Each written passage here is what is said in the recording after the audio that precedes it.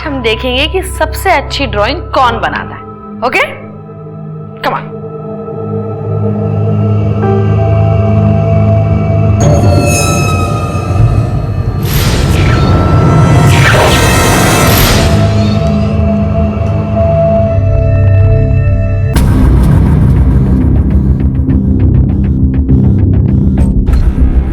टीना, ये तुमने क्या ड्रॉ किया है? ये मैं, ये मेरे पापा और ये मेरी मम्मी। ओके, लेकिन तुम्हारे पापा के हाथ में ये स्टिक क्यों है बेटा? मैं और पापा दोनों खेल रहे थे। बेटा, तुम्हारे पापा तुम पे गुस्सा नहीं करते? नहीं, जब भी वो घर पे होते हैं तो वो मेरे साथ हाइड एंड सीक खेलते हैं और मैं ऐसी जगह छुपती हूँ कि वो मुझे ढूंढ नहीं पाते। और मम्मा बहुत अच्छी है, बेस्ट मम्मी है। वो मेरे पे कभी गुस्सा भी नहीं करती और वो मुझसे बहुत प्यार करती है। ओके, तुम ड्राइंग करो अब। हाँ, बचपन ये हम सब के जीवन का सबसे खूबसूरत वक्त होता है।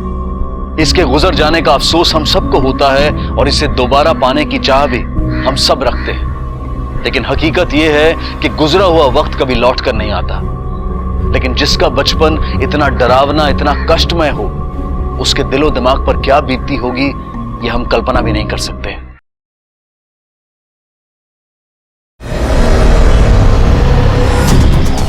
ठीक से देखो, बॉडी को पोस्टमार्टम के लिए भेज दो। Okay sir.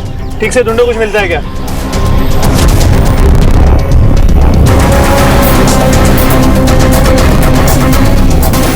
बॉडी के पास कुछ भी नहीं मिला, फोटो, वॉलेट, आईडी कुछ नहीं।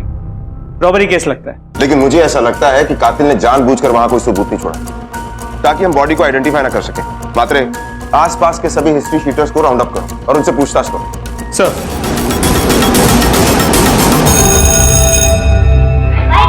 बाय।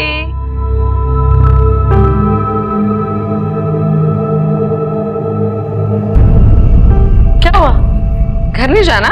नहीं, पहले मैं आपकी हेल्प करूंगी फिर घर जाऊंगी। अच्छा,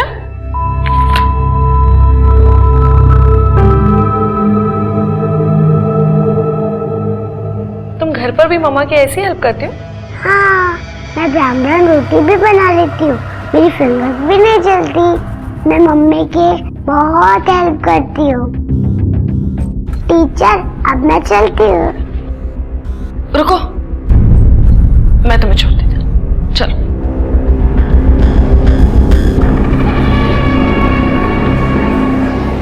बाय टीचर। बाय।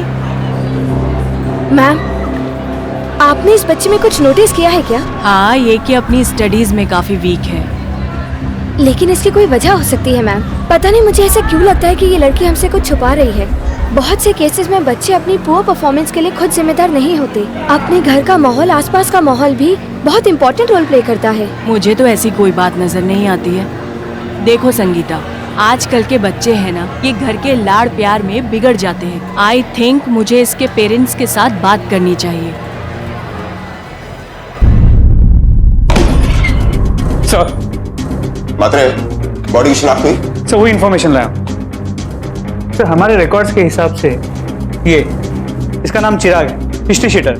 छोटी मोटी चोरी के लिए जेल जा चुका है। इसे मरे हुए 2 दिन हो गए और अभी तक किसी ने बॉडी क्लेम नहीं की और ना ही किसी ने मिसिंग कंप्लेंट लिखवाई। इसके एक्स वाइफ की डिटेल्स भी है इसमें और इनकी छोटी बेटी भी है, टीना। इसकी सारी डिटेल्स निकलवाओ। सर।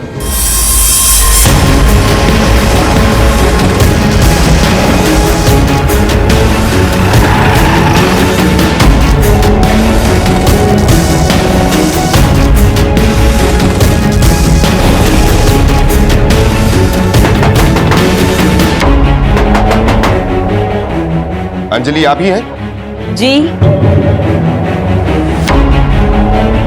लेकिन आप लोग यहाँ आए क्यों हैं? आपके एक्स हस्बैंड चिराग अब इस दुनिया में नहीं रहे। चिराग was my past। आप लोग मुझे बता क्यों रहे? लेकिन उसका मर्डर हुआ है। मर्डर? जी, और इसे 2 दिन हो चुके हैं। आप इस बारे में कुछ जानती हैं? मुझे इस बारे में कैसे पता होगा? और वैसे भी he was my ex-husband. He does not exist in my life.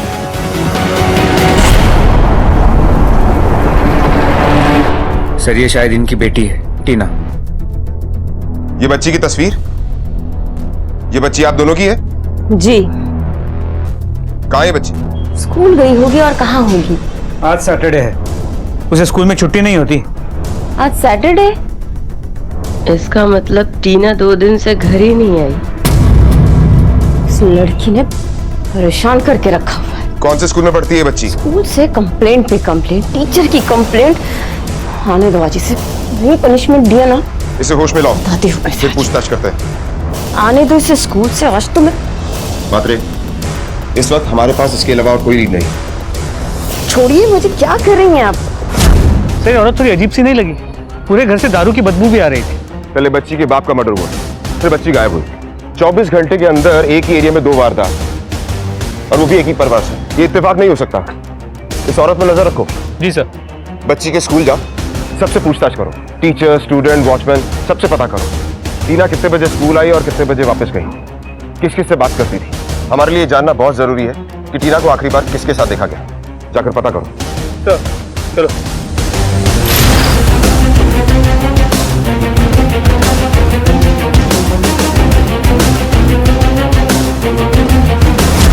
छुट्टी होते ही सारे बच्चे बाहर निकल जाते हैं सर। टीना भी साथ चली गई होगी। टीना को स्कूल से लेने कौन आता था? कोई नहीं, क्योंकि उसका घर पास में ही था, वो खुद ही चल कर जाया करती थी। अच्छा, तो उस दिन टीना को घर जाते हुए किसी ने देखा था? शायद नहीं। तुम में से किसी ने कुछ देखा है? मैं अपनी मम्मी के साथ रिक्शा में चला गया था। अंकल, टीना तो स्कूल आ जाएगी? हाँ बेटा, आ जाएगी। कोई हमको लेके गया तो?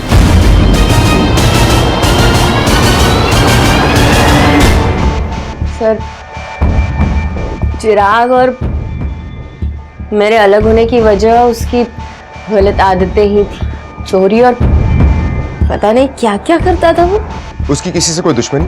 सर, बुरे लोग जो जेल जाते हैं उसका कौन दुश्मन और कौन दोस्त कैसे कहा जा सकता है? आपसे जो सवाल पूछ रहा हूँ उसका जवाब दीजिए। अपनी फिलॉसफी और ह्यूमन साइकोलॉजी के बारे में मत बताइए। लेकिन आप ये सब सवाल मुझसे कर ही क्यों रहे हैं? वो इसलिए क्योंकि आपकी हरकतें हमें कुछ और ही सोचने में मजबूर कर रही हैं। आपका एक्स हस्बैंड, उसका मर्डर हो गया और आपकी बच्ची अभी तक घर वापस नहीं है, और इस बात से आपको जरा सा भी फर्क नहीं पड़ा? मुझे कुछ पता ही नहीं है तो क्या बताऊं मैं आपको? जो पता था सब बता चुकी हूँ मैं आपको। और वैसे भी चिराग और मैं टच में नहीं है। और आपकी बच्ची, उससे भी टच में नहीं थी आप? जवाब दीजिए। कैसा जवाब दूं मैं आपको? नहीं पता है मुझे, मैं बता चुकी हूँ आपको सब कुछ। आपको अपनी बच्ची की जरा सी भी परवाह नहीं है? आज आपकी वजह से उस मासूम की जान खतरे में। मेरी वजह से? जी हाँ, आपकी वजह से। अगर आपने बच्ची के प्रति जरा सी भी रिस्पॉन्सिबिलिटी दिखाई होती तो आज उस बच्ची की हालत ऐसी नहीं होती। देखिए, अपने दिमाग पर जोर डालिए, सोचिए और बताइए। मैंने आपसे कहा कि मुझे कुछ पता ही नहीं है, तो मैं आपको क्या बताऊं? जितना कुछ मुझे पता था मैं आपको बता चुकी हूँ। सर, इनके कमरे से किसी आदमी के कपड़े मिले।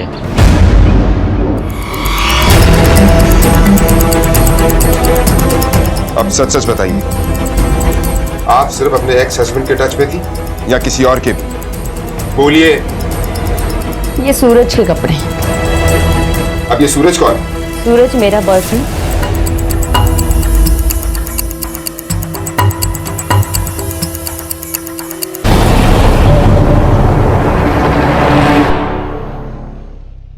चलो। रुक, रुक।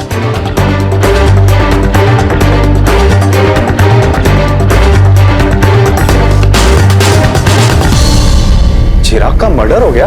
हाँ, और उसकी मौत के बाद उसकी बेटी टीना गायब है। साहब, मेरे को कुछ नहीं पता है। तू अंजलि का बॉयफ्रेंड है ना, उसकी जिंदगी के बारे में कुछ नहीं जानता? वो बात नहीं साहब, मेरे को मर्डर के बारे में कुछ नहीं पता। हमें देख के भागा क्यों? साहब, मैं डर गया था। हमें देख के क्रिमिनल्स डरते हैं। तूने ऐसा कौन सा क्राइम किया? नहीं नहीं साहब, मैंने कोई क्राइम नहीं किया है। तेरे चेहरे का पसीना तो कुछ और ही बता रहा है। साहब, वो आपकी गाड़ी देखी ना वहाँ पे, तो मुझे लगा अंजलि और उसके एक्स हस्बैंड चिराग ने कुछ लफड़ा किया होगा। मैं लफड़े में फंसना नहीं चाहता था साहब। अगर लफड़े में फंसना नहीं चाहता ना, तब कुछ सच बता दे। चल। भाई शपथ साहब, मैं सच बोल रहा हूँ साहब। टीना कहाँ हो सकती है? साहब, मुझे कैसे पता होगा टीना कहाँ है? साहब उसके स्कूल की एक टीचर थी संगीता, वो एक दिन जबरदस्ती घर में घुस आई थी और टीना को ले जाने की कोशिश कर रही थी। मैं टीना को अपने साथ ले जाऊंगी। तो मैंने और अंजलि ने उसे मना किया तो वो हमें धमकी दे रही थी। साहब वो मुझे ना थोड़ी पागल सी लगती है। टीना गायब हो गई, लेकिन वो अकेले ऐसे कहाँ जा सकती है? वही तो हम पता लगा रहे हैं। उसकी माँ उसका बिल्कुल भी ध्यान नहीं रखती, हमेशा नशे की हालत में धुत रहती है। इनफैक्ट वो और उनका बॉयफ्रेंड दोनों मिलकर उस बच्ची को टॉर्चर करते रहते हैं।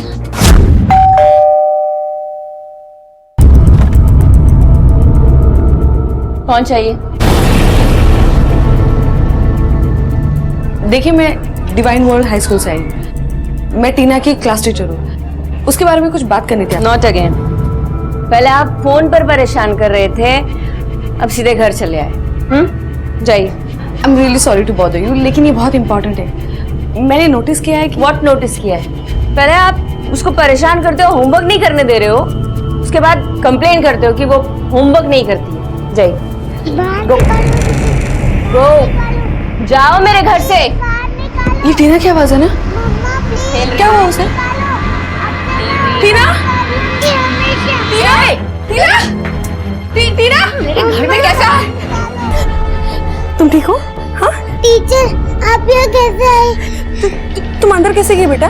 हाँ, तुम्हें किसने बंद किया अंदर? किसी ने पनिशमेंट दी तुम्हें? टीचर, मैंने आपको बोला था ना, जब मैं हाइड एंड सीक खेलती हूँ तब ऐसी जगह छुपती हूँ, कोई मुझे ढूंढ ही नहीं सकता। तो तुम ये क्यों कह रही थी कि मुझे बाहर निकालो? हाँ, वो तो गर्मी लग रही थी, पर टीचर आप यहाँ कैसे आई? छोड़, हो गया? बोला था ना टीना खेल रही है, बोला था ना। चलो निकलो मेरे घर से, निकलो। एक माँ होकर अब अपनी बच्ची के साथ ऐसे कैसे कर सकती है? टीना मेरी बेटी है, मेरे घर में मुझे क्या करना है मैं देख लूंगी। यू गेट आउट, वरना कंप्लेंट करूंगी मैं तुम्हारी। कंप्लेंट तो मैं तुम्हारी करूंगी, सबको जाके बता दूंगी कैसे तुम इस बच्ची को टॉर्चर कर रहे हो। टीना मेरी बेटी है और एक माँ से ज्यादा अपनी औलाद को कोई और प्यार नहीं कर सकता। तुम्हें क्या लगता है तुम सबके सामने कुछ भी बोलोगी और लोग मान लेंगे? टीना, तुम्हारी मम्मा तुमसे कितना प्यार करती है? मेरी मम्मा वर्ल्ड की बेस्ट मम्मा है। अरे मेरा बच्चा, सुन लिया ना टीना ने क्या बोला? देखिए, ये एक छोटी बच्ची है, आप इसके साथ ऐसा नहीं कर सकते। हेलो मैडम, बच्ची हमारी, घर हमारा, आप हमें सिखाएंगे कि बच्ची को कैसे संभालना है, घर कैसे रखना है? आप निकलिए यहाँ से। मैं अकेले नहीं जाऊंगी, मैं टीना को अपने साथ ले जाऊंगी। सुन, बहुत हो गया तेरा नाटक, अभी निकल यहाँ से, वरना तेरे पे ना किडनैपिंग का केस करवा के अंदर करवा दूंगा। चल निकल यहाँ से, चल। वो बच्ची फ्राइडे से गायब है और किसी को कुछ नहीं पता कि वो कहाँ है। लेकिन ऐसे कैसे हो सकता है? फ्राइडे को तो मैंने खुद उसको उसके घर ड्रॉप किया था। तुम्हें फिर से किसी ने पनिश तो नहीं किया ना? नहीं टीचर, वो तो हम हाइड एंड सीक खेल रहे थे ना, गलती से मैं वॉशिंग मशीन में छुप गई। अब मैं कभी नहीं वॉशिंग मशीन में छुपूंगी, ये मेरी गलती है। नहीं बेटा, तुम्हारी कोई गलती नहीं है, तुम बहुत अच्छी हो, you are a good girl. क्या हुआ? कुछ नहीं।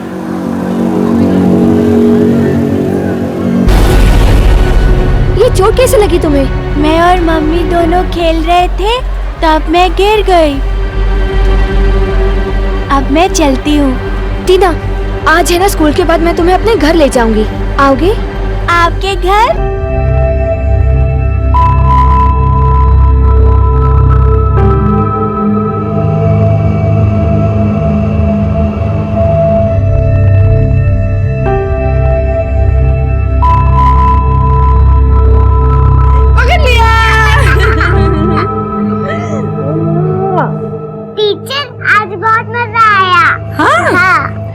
इसलिए क्योंकि आज ना तुम्हें चोट नहीं लगी बेटा, इसे ही मस्ती कहते हैं। देखो, अगर किसी भी चीज से तुम्हें चोट लगे या दर्द हो ना, तो उससे मस्ती नहीं कहते।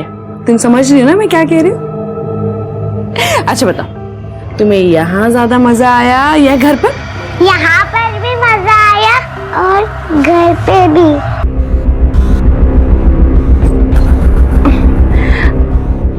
मैं तुम्हें घर ड्रॉप कर देती हूँ। ठीक है टीचर।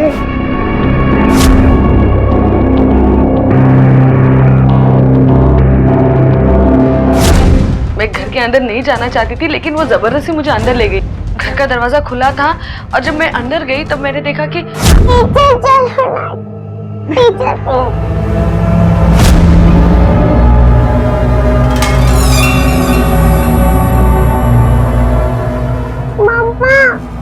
मम्मा आप सो रही हो?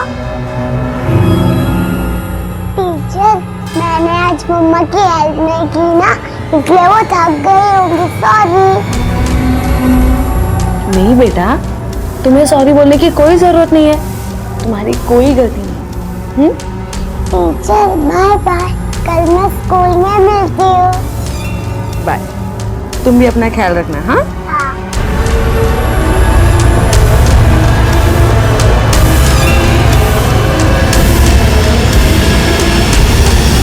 तो ये बात आपने किसी को बताई क्यों नहीं? बताया था सर, हमारी स्कूल की हेड मधु मैम को मैंने सब कुछ बताया था। मैम, आपने इस बच्चे में कुछ नोटिस किया क्या? पता नहीं मुझे ऐसा क्यों लगता है कि ये लड़की हमसे कुछ छुपा रही है। और उन्होंने मुझे कहा भी था कि वो टीना की माँ से बात करेगी, लेकिन टीना ऐसे अचानक गायब कैसे हो सकती है? सर, आप प्लीज उस बच्ची को ढूंढिए। उसकी माँ नशे की हालत में ना कुछ भी कर सकती है। डोंट वरी, हम उसे जल्दी ढूंढ लेंगे और अगर दोबारा जरूरत पड़ी तो आपसे इन्फॉर्मेशन लेने के लिए हम वापस आएंगे। एनी टाइम सर, और अगर मुझे भी कोई इन्फॉर्मेशन मिलती है तो मैं आपको जरूर बताऊंगी। Thank you.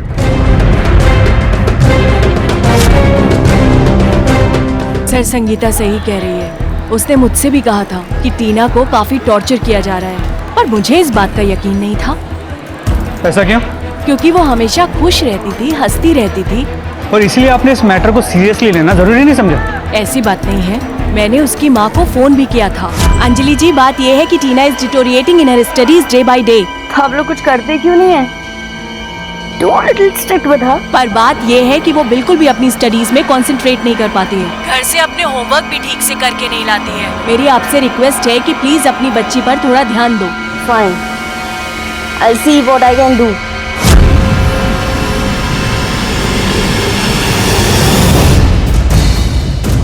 सर, आसपास के लोगों ने उस दिन टीना को यहाँ नहीं देखा था, और उसकी माँ अंजलि के बर्ताव की वजह से लोग उनसे थोड़ा दूर दूर भी रहते हैं। बेचारी बच्ची अपनी माँ की हरकतों की सजा पा रही है। मात्रे, टीना का घर और उसके घर तक पहुंचने का ये रास्ता काफी सुनसान है, अनसेफ भी। ये पता करना पड़ेगा कि वो घर से गायब हुई है या इस रास्ते से। जी सर। और हाँ, ये अंजलि के अतीत को भी टटोलो। चिराग से दूर जाने की वजह और सूरज के करीब आने की वजह दोनों पता करो, और पता करो कि इनके घर में रोज रोज क्या ड्रामा होता था। मत पूछो सर, हमने शायद ही कभी इस औरत को होश में देखा होगा। नशे में तो किसी से भी झगड़ती रहती थी। उसका बॉयफ्रेंड सूरज यहाँ रोज आता था? हाँ, वो कौन सा कम था। एक बार अशोक से उनकी लड़ाई हो गई थी, मैटर काफी बढ़ गया था। फिर हम सब लोगों ने मिलकर क्लोज करने को कहा। सर, आप किसी से भी पूछ लो, वो आदमी सही नहीं था। सर, वो रोज पीकर आता था दारू और अनाप शनाप बोलता था। मुझे मम्मा के पास जाना है, मुझे मम्मा की हेल्प करनी है, वो परेशान हो रही होंगी। मुझे मम्मा के पास जाना है। सर, मात्रे, पता लगा? और चिराग की कॉल डिटेल्स कोई लीड मिली? जी सर, उसके कॉल रिकॉर्ड से पता चला है कि अंजलि ने हमसे झूठ कहा। वो दोनों डिवोर्स के बाद भी टच में थे, अक्सर बातें हुआ करती। यहाँ तक कि हाल ही में वो दोनों एक दूसरे से मिले भी थे। इसका मतलब अंजलि हमें नशे की आड़ में भटकाने की कोशिश कर रही है। जी सर, इसके अलावा चिराग की कॉल रिकॉर्ड्स में एक ऐसा नंबर है जिसके साथ उसकी लगातार बात हुआ करती थी। हम उस नंबर की डिटेल्स निकाल रहे हैं। अंजलि को बुलाओ। सर। शराब पीना जानलेवा है, ये आप जानती है ना? सर, शराब मैं पीती हूँ, इट्स माय पर्सनल लाइफ। फिर तो हर मुजरिम जुर्म करने के बाद यही कहेगा कि ये उसकी पर्सनल लाइफ है। सर, क्यों परेशान कर रहे हैं मुझे, और मुझे यहाँ क्यों बुलाया गया है? अब ज्यादा नाटक मत कीजिए। अगर अब कुछ भी छुपाया ना तो सीधी लॉकअप की हवा खानी पड़ेगी। चिराग तुम्हारे घर में क्यों आया था? ये काफी पुरानी बात है और इस वक्त पूछने का क्या मतलब? तो फिर छिपाया क्यों? छिपाया नहीं, मुझे याद नहीं था और मैं उस वक्त थोड़े नशे में आप अभी भी हैं। देखिए, याद करने की कोशिश कीजिए और बताइए कि चिराग क्यों मिलने के लिए आया था और आपकी उससे क्या बात हुई? सर, मैं आपसे कह चुकी, मुझे कुछ भी याद नहीं। इसे लॉकअप में डालो, जब तक याद ना आए इसे याद करवाओ। चलो एक मिनट छोड़ो सर, मुझे याद करने दीजिए प्लीज। बताओ क्या बात हुई थी? सर, करीब हफ्ते 10 दिन पहले वो घर आया था। टीना होमवर्क किया? क्या कर रही हो तुम यहाँ पर? हाँ, क्या कर रही हो? और तुम्हारी हिम्मत कैसे हुई मेरे घर में आकर मेरी बेटी से बात करने की? हाँ, क्या मतलब है तुम्हारा? बाप हूँ उसका, हक है उस पे मेरा। हक है तुम्हारा? हाँ। शक्ल देखिए, अपनी ये गंदी शक्ल दोबारा यहाँ पर दिखाना मत, निकलो ऐसे। अच्छा, तूने बोला हो, मैंने मान लिया। हाँ, अगर तुम चाहती हो ना मैं यहाँ नहीं आऊँ तो पैसे देकर बात खत्म कर दो ना। छी, इतने बेशरम इंसान हो तुम। निकलो इसी वक्त यहाँ से। जबान संभाल के बात कर। नहीं जाऊंगा, बोल क्या? जाओ यहाँ से। अब की लड़ाई लड़ने वाले हैं। बहुत हो गया तेरा, आवाज नीचे कर और चल निकल यहाँ से। चल, इसके दम पे इतना चहक रही तू, और तू मुझे बाहर निकालेगा? हाँ, तू मुझे निकलेगा बाहर, देखता हूँ। अच्छा,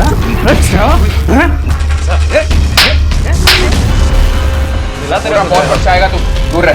अच्छा, मुझे भी देख लूंगा। हाँ, देख लेना। सर, मैं अब सब कुछ सच सच बता चुकी हूँ आपको। इसके अलावा मुझे और कुछ भी याद नहीं है। और आप मेरी बात को यकीन कीजिए कि चिराग के मर्डर में सूरज का और मेरा कोई लेना देना नहीं। और टीना तो मेरे पास ही थी ना, वो मेरी बेटी थी। I mean, वो मेरी बेटी है। बड़ी जल्दी एहसास हो गया आपको? सर, मैं जैसी भी हूँ, टीना की माँ। सर, मेरी रिक्वेस्ट है आपसे, आप मेरी टीना को कहीं से भी ढूंढ करके मुझे ला दीजिए प्लीज। मैं उसके बिना नहीं रह सकती। आपके मुंह से ये बात शोभा नहीं देती। अगर अपनी बच्ची के साथ इतनी दया और ममता थी तो फिर उसे टॉर्चर क्यों करती थी आप? मैं टॉर्चर करती थी? मैं अपनी टीना को टॉर्चर करती थी? ये किसने कहा आपसे? उस स्कूल टीचर ने कहा ना ये सब? मुझे समझ में नहीं आता कि वो स्कूल टीचर मेरी टीना के पीछे क्यों पड़ी, उसको उसमें इतना इंटरेस्ट क्यों है? और मुझे तो ये भी लगता है सर, कहीं मेरी टीना के साथ उसने ही तो कुछ नहीं किया है। फिलहाल आप जा सकती हैं। अगर जरूरत पड़ेगी तो दोबारा बुलाएंगे, और बेहतर यही होगा कि आप होश में रहें। जा सकती हैं आप।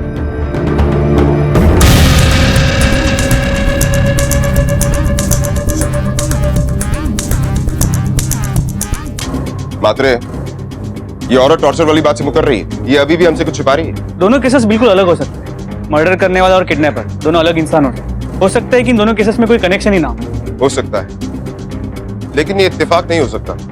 पहले एक आदमी का मर्डर होता है, फिर 24 घंटे के अंदर एक बच्ची की किडनैपिंग। और सरप्राइजिंग बात यह है कि ये बच्ची उसी की है जिसका मर्डर हुआ है।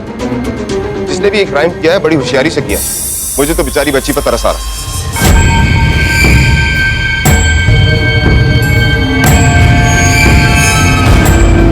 मुझे कुछ नहीं चाहिए, मुझे मम्मा के पास जाना है, मुझे खाना भी नहीं चाहिए। सर, वो दूसरा नंबर जिससे चिराग अक्सर बात किया करता था, उसकी इन्फॉर्मेशन मिल गई। नाम अरुण है, एक दलाल है जो औरतों और बच्चों की दलाली करता है। वो हमारे रडार में काफी टाइम से था, लेकिन उसे पकड़ने के लिए हमारे पास कोई सबूत नहीं। इस दलाल को फौरन उठा लो।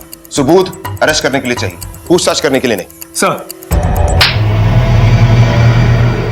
बिना सबूत आप मुझे यहाँ नहीं रख सकते। हमें कानून मत सिखा। क्या किया मैंने? वो तो तू हमें बताएगा ना। चिराग का मर्डर हुआ है और उसके कॉल डिटेल से ये साबित होता है कि तुम दोनों आपस में बड़ी गुटरगू करते थे। किस चिराग की बात कर रहे हैं साहब आप लोग? ऐसे मुझे बहुत सारे फोन आते हैं। मतलब तू ऐसे नहीं बताएगा? बता। रुक जाओ, बता दो। हाँ साहब, चिराग ने मुझसे कांटेक्ट किया था। दरअसल वो अपनी बच्ची बेचना चाहता था मुझे। उसने मुझे फोटो भी भेजे थे जो मेरे मोबाइल में है। मोबाइल लाओ इसका।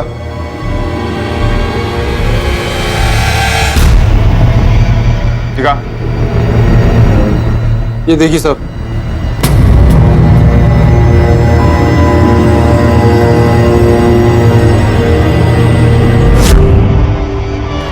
देखो पापा आपके लिए न्यू ड्रेस लेकर आए हैं। वाह, ये ड्रेस।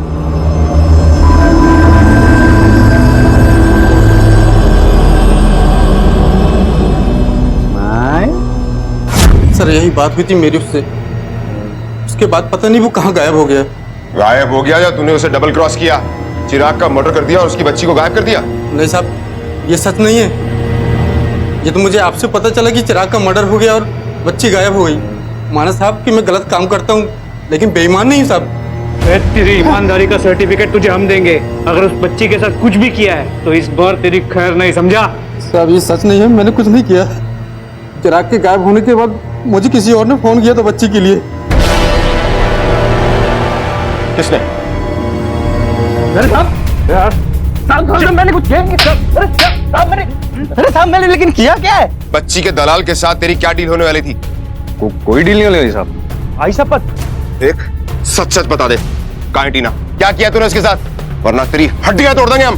सब मैं बताता हूँ ना सब। टीना कहाँ पे, सब मुझे सच में नहीं पता। हाँ वो ये सच है सब, मैं दलाल से उसकी डील करने वाला था, लेकिन इससे पहले मैं डील करता सब टीना गायब हो गई। सर ये मोबाइल मिला है तो खून के धब्बे लगे हैं। चलो इसे। सब मैं सच बोल रहा हूँ साहब। मतलब फॉरेंसिक रिपोर्ट छूटी है, उस मोबाइल पर चिराग का खून कैसे लगा? देख, चुपचाप अपना जुर्म कबूल कर ले। क्यों मारा चिराग को? मैंने कुछ नहीं किया। आप मेरी बात का यकीन तो करो। तेरी बात का यकीन करे मात्रे। तेरी बात का यकीन करे? तेरी बात का यकीन करे? बताता साहब। बोल। साहब मुझे पैसों की सख्त जरूरत थी, इसलिए मैंने चिराग को बोला कि मुझे वो दलाल का नंबर दे दे, लेकिन उसने देने से मना कर दिया साहब। उस दिन तो बच गया था, आज नहीं बचेगा। चल हट जा पीछे, हाथ पीछे रख, नंबर निकाल। अरे चल देख, बचेगा नहीं तू। नंबर लेने के चक्कर में मेरे से उसका खून हो गया साहब।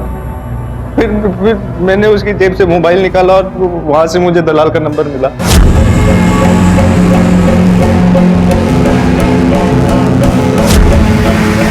एक नंबर के लिए तूने उसका मर्डर कर दिया? चल बता टीना का है, बोल। साहब मैं सच बोल रहा हूँ, सब मैं टीना के बारे में कुछ नहीं जानता, कसम से साहब। मैंने जो किया था मैंने वो कबूल कर लिया साहब। आखिरकार पुलिस ने इस मर्डर मिस्ट्री को तो सॉल्व कर लिया, लेकिन टीना का अब तक कुछ पता नहीं था। मासूम टीना अपनी मां से मिलने के लिए तड़प रही थी, लेकिन उसकी मां को टीना के होने ना होने की कोई चिंता नहीं थी। पुलिस के सामने बस अब एक ही चैलेंज था, इस बच्ची का पता लगाना। लेकिन कोई नहीं जानता था कि ये बच्ची कहां है, किस हाल में है, जिंदा भी है या नहीं।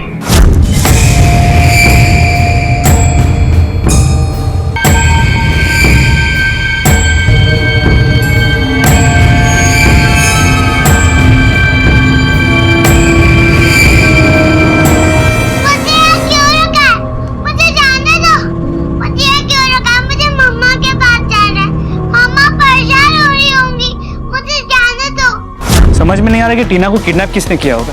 मुझे भी पहले ऐसे ही लगा था कि मर्डर और किडनैपिंग किसी एक ने की है, लेकिन ऐसा है नहीं। हमें इस केस को दोबारा से स्टडी करना होगा। बाप ने बच्ची को बेचने की कोशिश की, लेकिन बाप का मर्डर हो गया। शायद जिसने मर्डर किया है वो बच्ची को बेचना चाहता था, लेकिन ऐसा हुआ नहीं। माँ शराबी है और उसे किसी बात से फर्क नहीं पड़ता, और अगर किसी को फर्क पड़ता है वो है टीना की टीचर। अब हमारे पास सिर्फ टीचर और उसकी माँ ही है जिससे कुछ पता चल सकता है। इन दोनों पर नजर रखो। सर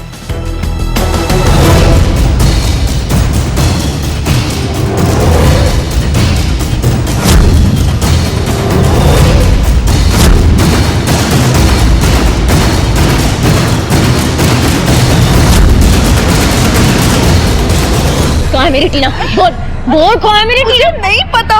तुझे नहीं पता तो किसको पता है? किसको पता है? मेरी बच्ची के पीछे पड़ी हुई थी ना तू? तूने ही किडनैप करके छुपाया मेरी बच्ची को। क्या कह रही है आप?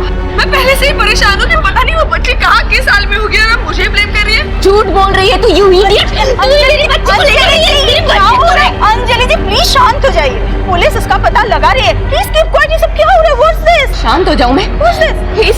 इस औरत ने मेरी ऐसा कुछ नहीं हुआ, आपकी गलतफहमी हुई है। टीना से नहीं छुपाई, मैं जानती हूँ झूठ। सर अंजलि और संगीता, हम इन दोनों पे नजर रखे हुए हैं, लेकिन बात ज्यादा आगे नहीं बढ़ रही। क्यों? अंजलि अपनी बेटी टीना के गायब होने को लेकर काफी परेशान है। वो उसके स्कूल भी गई जहां उसने संगीता के साथ झगड़ा किया। उसने संगीता पे ये आरोप लगाया कि संगीता ने टीना की किडनैपिंग की। मुझे नहीं लगता कि अंजलि इस किडनैपिंग में शामिल होगी। और वो टीचर संगीता? तो उसके डेली रूटीन को भी चेक किया, काफी सिंपल, स्कूल से घर और घर से स्कूल। उसका भी इस किडनैपिंग में शामिल होना मुश्किल लगता है।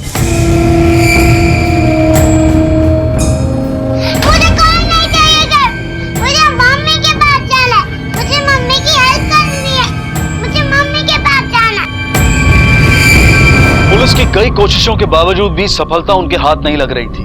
किडनैपर अब भी उनकी पहुंच से बहुत दूर था और टीना उसकी कैद में थी। टीना की मां अंजलि, उसका बॉयफ्रेंड सूरज और टीचर संगीता। पुलिस के पास ये 3 सस्पेक्ट थे, लेकिन अब ऐसा लग रहा था कि शायद कोई और है जिसने टीना का अपहरण किया था। पुलिस इस केस की गुत्थी को सुलझाने में काफी उलझ गई थी, लेकिन अचानक इस केस में एक ऐसा ट्विस्ट आया जिसने इस केस को और भी पेचीदा बना दिया। मात्र जितने भी सस्पेक्ट थे सबसे पूछताछ कर ली, लेकिन बच्ची का अभी तक कुछ पता नहीं चला। समझ में नहीं आ रहा कि बच्ची गई तो गई कहाँ। स्कूल के सीसीटीवी फुटेज को भी चेक, लेकिन उसमें भी कोई ऐसा नजर नहीं आया जिसमें हम शक कर सकते। सर,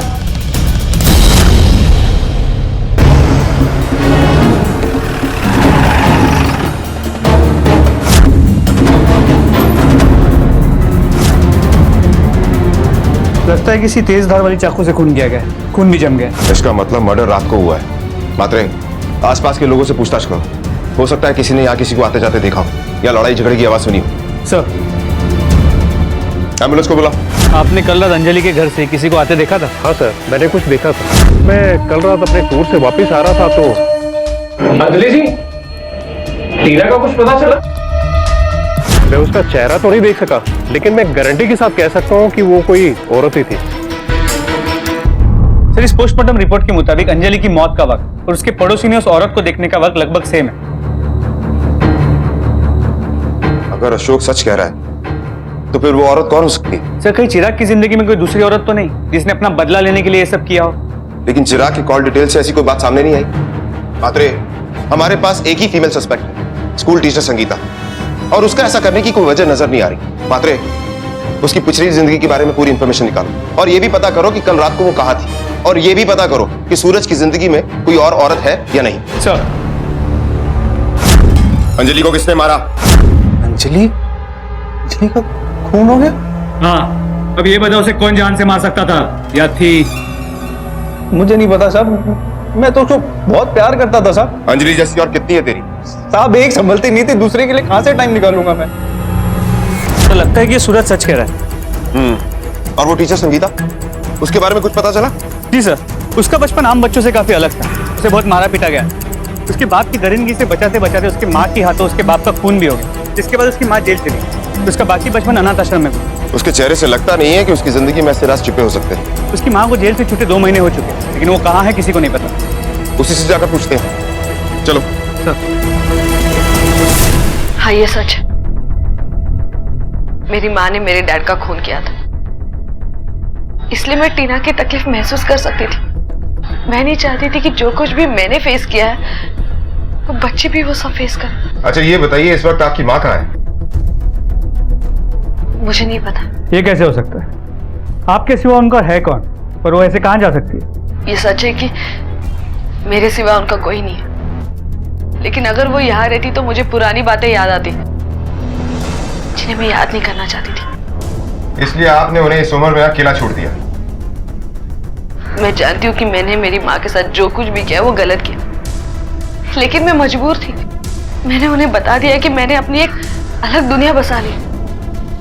मैंने उन्हें टीना की तकलीफों के बारे में भी बताया कि कैसे उसे देखकर मुझे अपना बचपन याद आता था। कहीं आपको ऐसा तो नहीं लगता कि इस समय मेरी माँ कहाँ थे? देखिए, हम इस केस को हर एंगल से इन्वेस्टिगेट कर रहे हैं। ये हमारा काम है। पात्रे, हमें पता करना होगा कि संगीता की माँ जेल से छूटने के बाद कहाँ गई और किस किस से मिली। यह भी मुमकिन हो सकता है कि उसने टीना को बचाने के लिए वही किया हो जो उसने अपनी बेटी को बचाने के लिए किया था। चलो।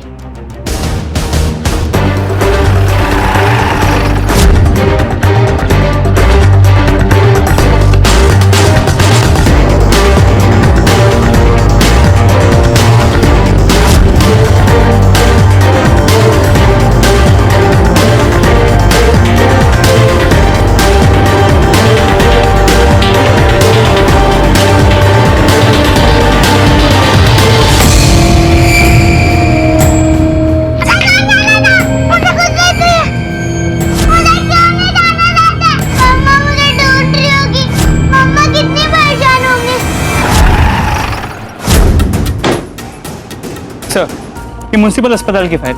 इससे साफ पता चलता है कि संगीता की माँ का इस किडनैपिंग और मर्डर में कोई हाथ नहीं, क्योंकि इसके मुताबिक उसके जेल के छूटने के 15 दिन बाद ही वो मर चुकी थी। इसका मतलब संगीता जानबूझकर बिना पूछे अपनी माँ की तरफ इशारा कर रही थी। सर, इस रिपोर्ट को पढ़ने के बाद मुझे भी यही लगता है। उसे पता था कि उसकी माँ मर चुकी, इसीलिए उसने अपनी माँ को ढाल बना के हमें गुमराह किया। इस संगीता की सारी डिटेल्स निकलवाओ, बैंक अकाउंट, कॉल डिटेल, सब कुछ। सर, मात्रे को लीड मिली? कॉल डिटेल्स में तो कोई भी ऐसी बात नहीं है जिस पे हम शक कर सकें, लेकिन बैंक डिटेल्स में एक बात सामने आई। कौन सी बात? तो कुछ दिन पहले उसने एक टॉय स्टोर से काफी सारे खिलौने खरीदे और परचेज डेट बच्ची के गायब होने के बाद। ये देखिए bill. Barking dog, Barbie doll, kitchen set.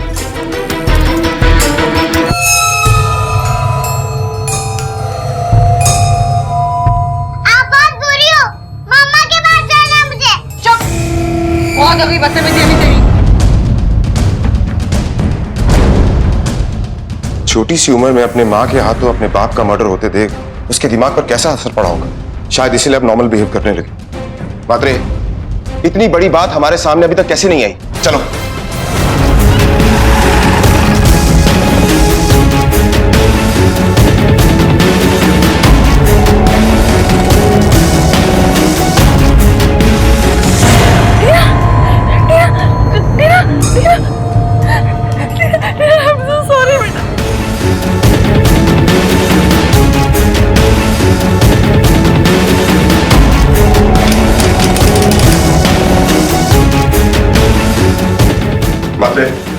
छोड़ो दरवाजा। चलो। तलाशी लो ब्लैक की अच्छी तरह से।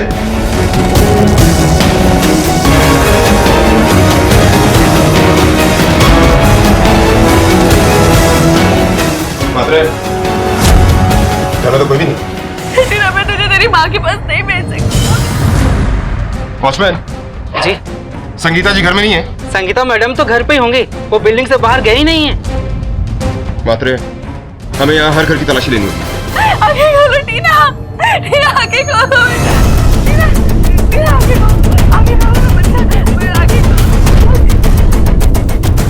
मात्रे, तोड़ो दरवाजा। टीना, क्या हो गया तुम्हें टीना?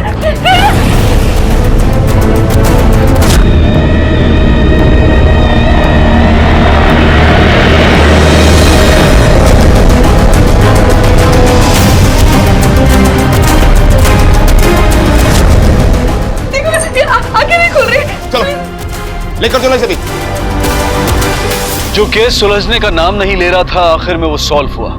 क्राइम करने की वजह या मजबूरी कुछ भी हो, पर क्राइम हमेशा क्राइम ही होता है और जुर्म कभी भी किसी समस्या का समाधान हो ही नहीं सकता।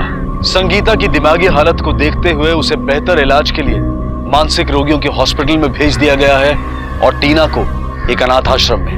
अगर आप में से कोई भी कभी किसी बच्चे या बच्ची के साथ अन्याय होता देखे तो कभी उसे अनदेखा ना करें। तुरंत उसकी सूचना पुलिस के हेल्पलाइन नंबर पर दें।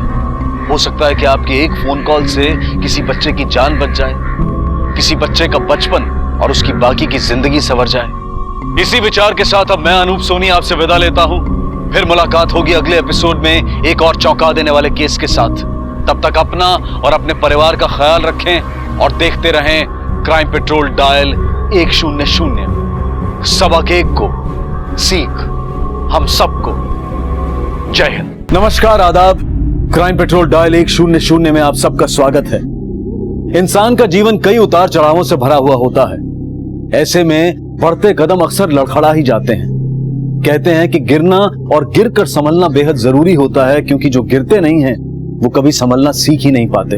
लेकिन कई बार जिंदगी की रेस में बढ़ते कदम लड़खड़ाने के बाद सही रास्ता और सही मंजिल तय नहीं कर पाते और अक्सर आगे बढ़ने वाला हर कदम अपराध और उसके अंजाम का साक्षी बन जाता है। आज का ये केस भले ही मुंबई पुलिस के सामने 2016 में आया हो, लेकिन इस केस के तार 16 साल पहले हुए एक अपराध से जुड़े थे।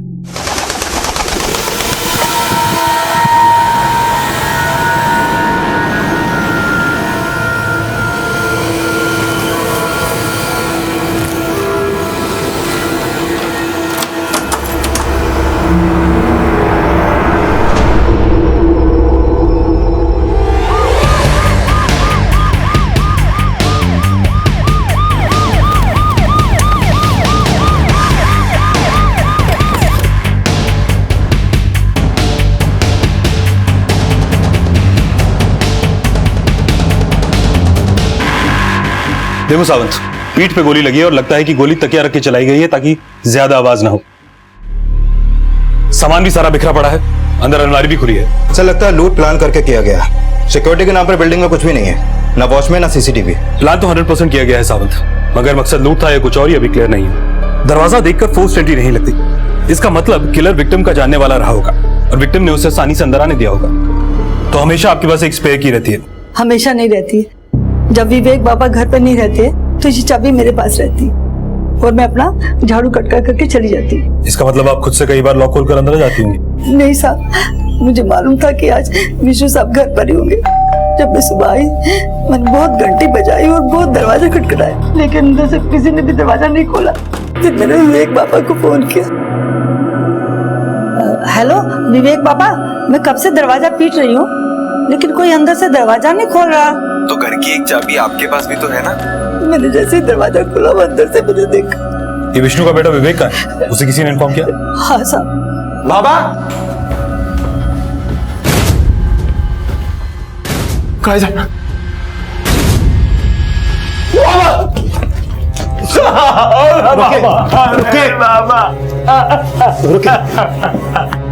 रुके रुके, संभालिए संभालिए संभालिए अपने आप को।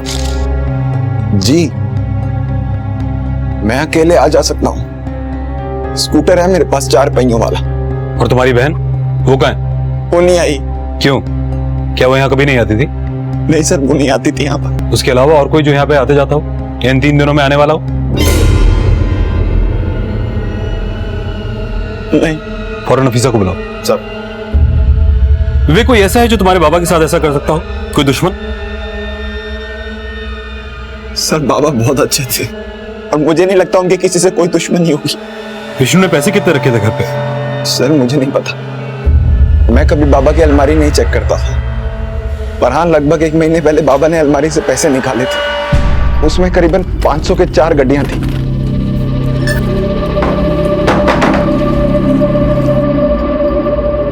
बाबा, हाँ, सारे पैसे सब ठीक है ना? हाँ बेटा, सब ठीक है। अब देने जा रहे हो किसी को? हाँ, अरे वो एक गाड़ी फंस गई है, उसे छुड़ाना है। गाड़ी? कौन सी गाड़ी? जी बाबा का गाड़ियों का बिजनेस था, करीबन 4 गाड़ियां थी बाबा के पास।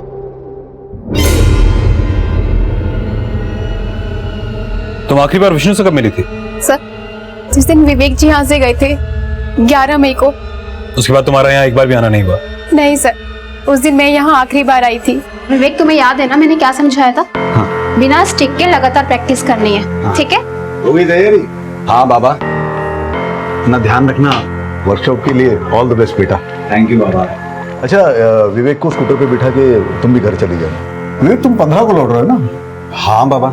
नफीसा तुम भी उसी दिन आ जाना। ठीक है। 3 दिन छुट्टी एंजॉय करो। तो 3 दिनों से ना तो नफीसा विष्णु से मिली और ना तुम। बच्ची तुम्हारी बहन कहाँ है वो? सर वो बाबा बाबा बाबा।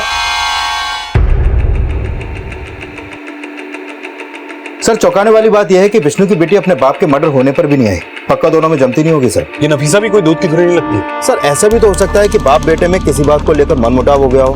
पूरी फैमिली को क्रॉस चेक करते हैं तब जाके कुछ पता चलेगा। सर कह रहे दिनेश, आखिर विष्णु दामले को टपका ही दिया ना तू? क्या विष्णु मर गया?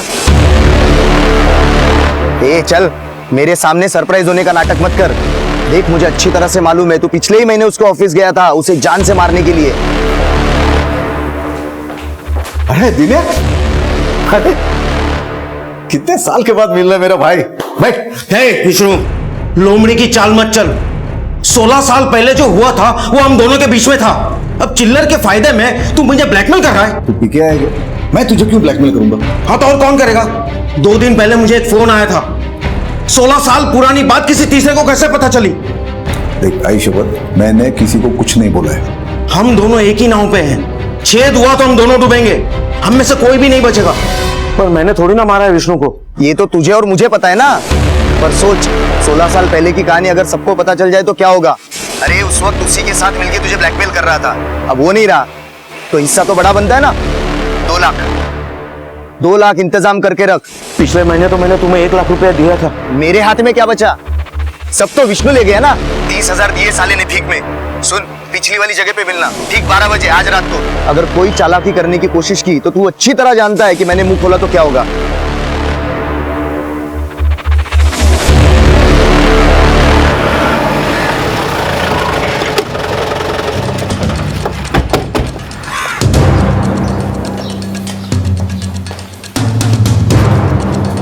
सरिता जी। जी? आपके पिता की मौत हुई है, किसी ने बेरहमी से उनका कत्ल किया है और आप एक बार देखने भी नहीं आई। खास वजह जान सकता हूं? सर हमारे लिए वो बरसों पहले ही मर चुके थे और उनकी मौत का शोक मना मना के हमने अपने सारे आंसू सुखा दिए। हमने? हाँ, मैं और आई। कहाँ है आपके आई? उन्हें सबसे छुट्टी मिल गई सर, वो अब इस दुनिया में नहीं है। अपने बाबा के खिलाफ इतनी नफरत? आखिर ऐसा क्या किया था उन्होंने? खूनी थे वो। खूनी? किसे मारा था उन्होंने? एक बार सिर्फ एक मौका दे, एक मौका। अरे तूने जिसे मारा है क्या उनकी जिंदगी वापस आ सकती है तुझे मौका देने से? नहीं ना। हे विष्णु, मुझे ऐसे खूनी के साथ नहीं रहना है। और हाँ, आइंदा मुझे और मेरे बच्चों को मिलने की कोशिश भी मत करना। चला। शुरू था। आपने अब तक ये नहीं बताया कि किसका खून किया था आपके बाबा ने? वो सर, वो मुझे नहीं पता। आपकी आई ने कभी आपको ये बात नहीं बताई? ये तो क्या, बाबा से जुड़ी कोई भी बात आई कभी नहीं करती थी। एक तरफ विष्णु दामले की बेटी सरिता बर्वे का यह कहना था कि करीब 16 साल पहले विष्णु ने खून किया था, और दूसरी तरफ चल रहा था ब्लैकमेल का एक ऐसा खेल जहां भुवन विष्णु के 16 साल पुराने दोस्त दिनेश के खिलाफ उस राज को हथियार बनाकर उससे पैसों की मांग कर रहा था। अगर विष्णु ने सच में खून किया था तो फिर वो पकड़ा क्यों नहीं गया? सरिता अपने पिता के बारे में जो कुछ कह रही थी, क्या वो सच था? विष्णु की जिंदगी का 16 साल पुराना राज क्या आज उसे इतना भारी पड़ा कि उसकी कीमत उसे अपनी जान देकर चुकानी पड़ी? जब आप सब श्योर थे कि विष्णु जी ने किसी का खून किया है, तो फिर आपका भाई विवेक उनके साथ क्यों रहता था? सर, हमारी आई को गुजरे 2 साल हो गए। जब आई हमें छोड़ के गई तब बाबा हमसे मिलने आए।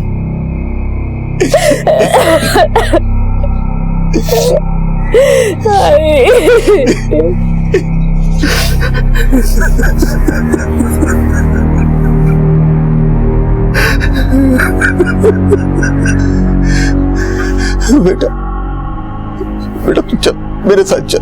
अरे अब तो तुलसी भी नहीं रही, वो घर, वो कारोबार, सब कुछ तेरा है बेटा। चल बेटा। जो कुछ किया है ना आपने, उसी गम में चली गई आई।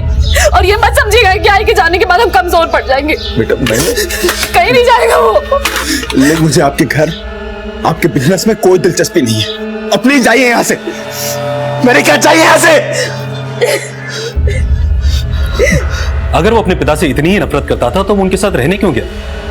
सर, आई की मौत के बाद विवेक मेरे ही साथ रहता था और बाबा बार बार उसे ले जाने की कोशिश करते रहे।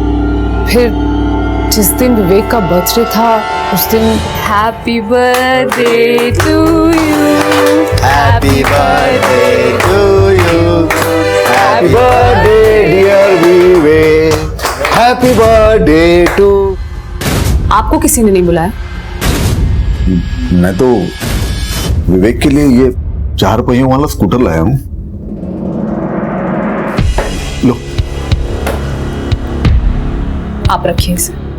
आपके पाप की कमाई आपको ही मुबारक हो, हमें नहीं चाहिए। विवेक को स्कूटर की कोई जरूरत नहीं। आप जाइए यहाँ से। उसके 2 दिन बाद विवेक ने बाबा के साथ रहने का फैसला ले लिया। उसके इस फैसले ने मुझे बहुत दुखी किया, मुझे बहुत गुस्सा भी आया।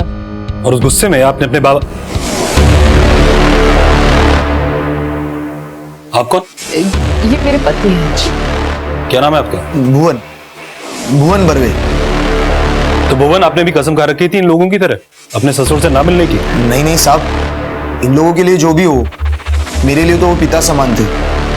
बाकी थोड़ा काम में बिजी रहता हूँ, इसीलिए उनके घर नहीं जा पाया। अभी भी थोड़ा बिजी हूँ। बरं मी काय म्हणतो, विवेक को फोन करके सामान पैक करने के लिए कह देना, मी संध्याकाळी घेऊन येतो त्याला। सर, मैंने विष्णु दामले के अतीत के बारे में पता किया, पर ऐसा कोई केस सामने नहीं आया जहां पर किसी का मर्डर हुआ हो। पर सर, जांच में एक जरूरी बात सामने आई है। क्या? विष्णु दामले के नाम पे 25 लाख रुपए का इंश्योरेंस था और इस इंश्योरेंस का नॉमिनी उसका बेटा विवेक दामले है। कहीं ऐसा तो नहीं कि इस 25 लाख के चक्कर में विवेक ने अपने बाप को मार दिया हो? सर, ऐसा भी तो हो सकता है कि शायद विष्णु दामले ने 16 साल पहले किसी का मर्डर किया हो, जो इन्वेस्टिगेशन में पता नहीं चला हो, और अब जाके उसका बदला किसी ने निकाला हो। इस 16 साल पहले रहस्य के साथ विष्णु दामले अपने पीछे कई सवाल छोड़ गया है। इन सवालों का जवाब ढूंढने के लिए हमें इसके अतीत को अच्छे से खंगालना पड़ेगा। विवेक, तुम्हारे बाबा ने तुम्हें कभी बताया कि उन्होंने किसका खून किया था? ये सब आपको मेरी बहन ने बताया ना। बस इसी वजह से मेरी उसके साथ नहीं बनती है। सर, मुझे आई ने कभी नहीं बताया कि बाबा ने कभी किसी का खून किया था। चलो मान लेते हैं कि तुम्हारे बाबा निर्दोष थे, उन्होंने किसी का खून नहीं किया, फिर क्या वजह थी कि तुम्हारे बाबा और तुम्हारी आई के बीच में इतना मनमुटाव था? एक्चुअली 16 साल पुरानी बात है सर। तब बाबा बहुत शराब पिया करते थे, लड़कियों की आदत थी उन्हें, कोई काम वगैरह नहीं करते थे। लेकिन बाद में वो सुधर गए थे, सब कुछ छोड़ दिया था उन्होंने। पर आई और दीदी ने कभी उन्हें दूसरा मौका दिया ही नहीं। तो मुझे लगता है कभी कभी ठीक ही हुआ, बाबा को उन लोगों की नफरत से मुक्ति तो मिली। और नफरत तो तुम भी करते थे अपने बाबा से, मगर तुम्हारी नफरत प्यार में बदल गई। क्या वजह थी? ये 4 पहिए वाला स्कूटर या 25 लाख रुपए? बिल्कुल भी नहीं सर। सॉरी सर, अगर आपकी पूछताछ खत्म हो गई हो तो क्या मैं विवेक को लेके जा सकता हूँ? बिल्कुल, मगर याद रखना विवेक, पुलिस को बताए बिना तुम इस शहर से बाहर नहीं जाओगे, समझे? इन दोनों भाई बहन में से कोई एक आदमी झूठ बोल रहा है। एक काम और करते हैं, आसपास के लोगों से पता करते हैं कि इनके आपसी रिश्ते कैसे थे। तुमने इनके कॉल रिकॉर्ड्स चेक किए? हाँ सर, मैंने विवेक और सरिता दोनों के कॉल रिकॉर्ड चेक किए, दोनों क्लीन निकले। मर्डर के वक्त दोनों के फोन की लोकेशन विष्णु का घर नहीं था सर। जांच में एक चौंकाने वाली बात सामने आई है। वो क्या? सर, विष्णु दामले ने अपना घर मरने के बाद अपनी बेटी सरिता बर्वे के नाम कर दिया। जिस घर में उसने कभी कदम नहीं रखा, अब उस घर पे दावेदार। जरूर कुछ गड़बड़ है। इस भाई बहन के एंगल को और चेक करते हैं। आ जाओ।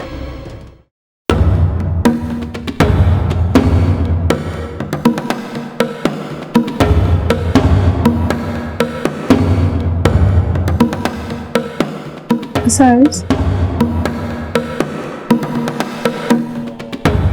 क्या बोली तू पुलिस को?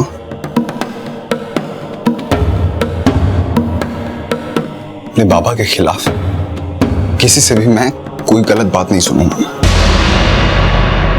पुलिस ने इस बारे में पता लगाना शुरू कर दिया था कि विष्णु का अपने बेटे विवेक के साथ कैसा रिश्ता था। साहब, मैं और विष्णु दोनों साथ में ड्राइवर का काम करते थे। उसके बाद उसने ट्रैवल्स का बिजनेस शुरू कर दिया।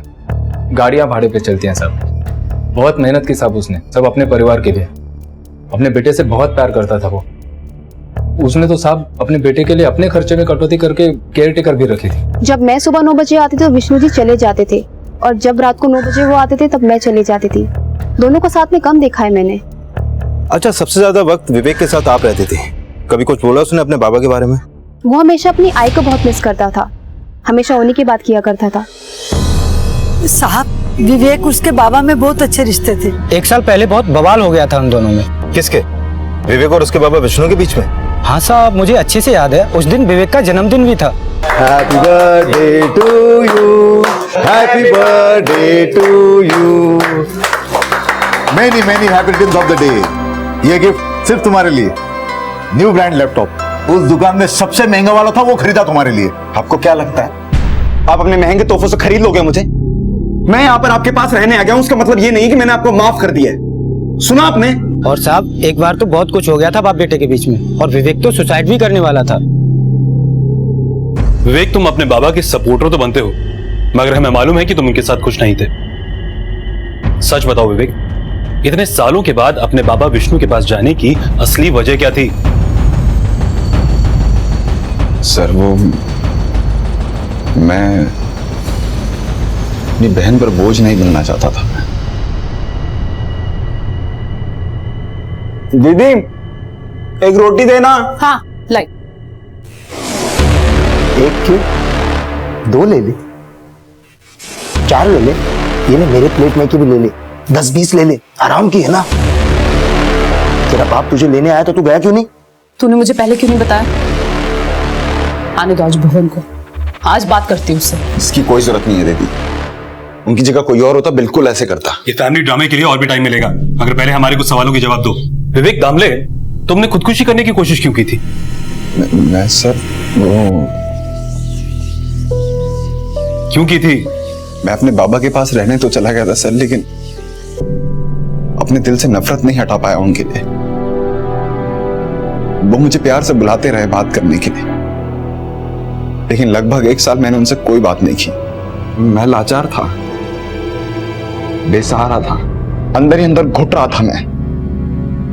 और इस सब से डिप्रेस होकर मैंने जन्मदिन के अगले दिन सुसाइड करने की कोशिश की। विवेक, बाबा आप जाइए, मुझे आपसे कोई बात नहीं करनी है, चले जाइए यहाँ से। आप मुझे सुनाने आए हैं कि मैंने सुसाइड अटेम्प्ट करके कोई गलती की है? हाँ, मेरी कमजोरी का मजाक उड़ाने आए हैं आप यहाँ पर। कौन कहता है तुम कमजोर हो? कौन कहता है? कमजोरी शरीर की नहीं होती, कमजोरी दिमाग की होती है। और दिमाग की कमजोरी को दूर करने के लिए जिंदगी में कुछ मकसद होना चाहिए। तो बेटा मुझसे ज्यादा पढ़े लिखे हो तुम ये कंप्यूटर। पापा प्लीज। नहीं, ये मुझे नहीं चलाना था। मैं पैसे कमाना जानता हूं लेकिन अकाउंट्स के बारे में कुछ नहीं जानता। तुम अकाउंट जानते हो? तो मेरा एक दोस्त है, मैंने बात की उससे, उसका अगर अकाउंट संभालोगे तो कुछ पैसे मिलेंगे तुम्हें। देख बेटा, मुझे पूरा यकीन है ये काम तुम करोगे और साबित करोगे कि तुम कमजोर नहीं हो, ताकतवर हो। सॉरी बाप। अरे सॉरी। अरे रोते नहीं बेटा, रोना नहीं। मैं मानता हूं सर कि मेरी आई और दीदी ने मुझ जैसे अपाहिज को सहारा दिया, लेकिन मेरे बाबा ने मुझे अपने खुद के पैरों पे खड़ा होना सिखाया। उन्होंने जितना किया मेरे लिए, उससे मेरे दिल में उनके लिए नफरत भी कम होती चली गई। कहानी बनाना और उसे कन्विंस करने के लेवल पर सुनाना तो कोई तुमसे सीखे विवेक। चलो माना कि तुम अपनी सेल्फ रिस्पेक्ट की वजह से वहां पर गए, अपने पैरों पर खड़े हुए, तो फिर अब कहां गई वो सेल्फ रिस्पेक्ट? वापस आ गए अपनी बहन के घर? मैं यहां पर फ्री में नहीं रह रहा हूं सर। पूरे 20,000 रुपए दिए मैंने जीजा जी को, वो भी अपनी कमाई के। और बाबा के इंश्योरेंस के पैसे आती वो भी मैं उन्हें दे दूंगा ताकि ये लोग अपना घर बना सके। हमें नहीं चाहिए वो पैसे। क्यों चाहिए होंगे? एक घर तो वो ऑलरेडी आपके नाम कर गए हैं। जिस घर में वो रहते थे वो घर वो आपके नाम करके गए हैं। मैं उस घर में पैर भी नहीं रखूंगी, तो वो जिससे शादी करने वाले थे उसी को दे दे। शादी करने वाले थे? किससे शादी करने वाले थे? इस उम्र में दूसरी शादी करने वाले थे। ये कहानी सच्ची है विवेक, या हमें घुमाने का कोई नया हाथ कंडा है? हाँ सर, करना चाहते थे वो शादी, इसमें बुराई भी क्या है? तू पागल है? आई के मरने का इंतजार कर रहे थे 14 साल से। 14 साल तक बस वो एक ही सोच में थे कि उनका परिवार कैसे उनके पास वापस आ जाए, और वो औरत अब जाकर आई है उनकी जिंदगी में। तुम नहीं समझ पाओ। तुम ये भाई बहन की बहस बाद में भी कर सकते हो, पहले ये बताओ कि वो औरत कौन है? ये तो नहीं पता सर, लेकिन करीबन 4 महीने पुरानी बात है। विवेक, मैं तुम्हारा दूध यहाँ रख रही हूँ और टाइम से पी लेना। हाँ। सर, कल मैं आधा घंटा लेट आऊंगी, वो अम्मी को डॉक्टर के पास लेके जाना है। कोई बात नहीं। ठीक। बेटा मैं सोच रहा था कि ये नफीसा कब तक तुम्हारा ख्याल रखेगी? क्या करें बाबा? बेटा करना क्या है, क्यों ना इस घर में किसी ऐसे को लाया जाए जो तुम्हारा ख्याल रखे, हम दोनों को वक्त पर खाना दे सके, जिसके आने से इस घर में रौनक आए। आप दूसरी शादी की बात कर रहे हैं? नहीं बेटा, अगर तुम्हें पसंद नहीं है तो कोई बात नहीं है। नहीं बाबा, ऐसा कुछ नहीं, मैं तो बहुत खुश हूँ। कौन है वो? मिलवाइए ना मुझे। वक्त आने पर जरूर मिलवाऊंगा। लेकिन अफसोस, बाबा की किस्मत में सिर्फ इंतजार लिखा था। और इस दूसरी शादी के बारे में आपको किसने बताया सरता जी? हमें भी विवेक ने बताया सर। सर, अगर 16 साल पहले कुछ नहीं हुआ होता तो विष्णु की बीवी उसे छोड़ के क्यों जाती? कुछ भी हो सकता है सावंत, ये केस बहुत अनप्रेडिक्टेबल है। सबसे पहले ये पता करो कि वो औरत कौन थी जिससे विष्णु शादी करने वाला था। विष्णु का ऑफिस, मोबाइल, घर सब चेक करो। विष्णु किसी से शादी करने वाला था, उसके बारे में कुछ जानते हैं? शादी? नहीं सब ज्यादा तो नहीं पता है, पर विष्णु को मैंने देखा था किसी औरत के साथ बात करते हुए, 1-2 बार देखा था। औरत? अच्छा, क्या क्या बात करता था, कुछ सुना आपने? वो तो नहीं सुना सर। अच्छा, सुना नहीं तो कुछ तो समझ में आ रहा होगा आपको कि वो कैसे बात कर रहे थे, लड़ाई झगड़ा या फिर कुछ और, कुछ अजीब सा लगा होगा आपको? साहब, उस औरत से तो नहीं हुआ लड़ाई झगड़ा। हाँ, पर 15-20 दिन पहले एक आदमी आया था, विष्णु ने कहा वो उसका बहुत पुराना दोस्त है, उसके साथ जरूर कुछ हुआ था साहब। विष्णु गाड़ी में खड़ा, छोड़, पागल हो गया क्या?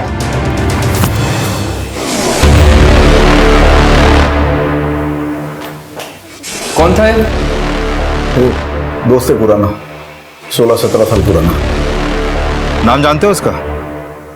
नहीं साहब। चेहरा तो याद होगा, स्केच बनवा सकते हो? जी हाँ साहब। कह रहे ये कोई भीख नहीं मांगी थी जो 50,000 भेजा है तूने? 2 लाख मांगे थे ना मैंने? मेरे पास 50,000 ही थे। मेरे पास तेरा राज है, बोल दू पुलिस को जाके? नहीं नहीं, पुलिस को कुछ मत बताना प्लीज, प्लीज मुझे थोड़ा टाइम दो। कल फोन करता हूँ, कहीं से भी बाकी के पैसे अरेंज कर।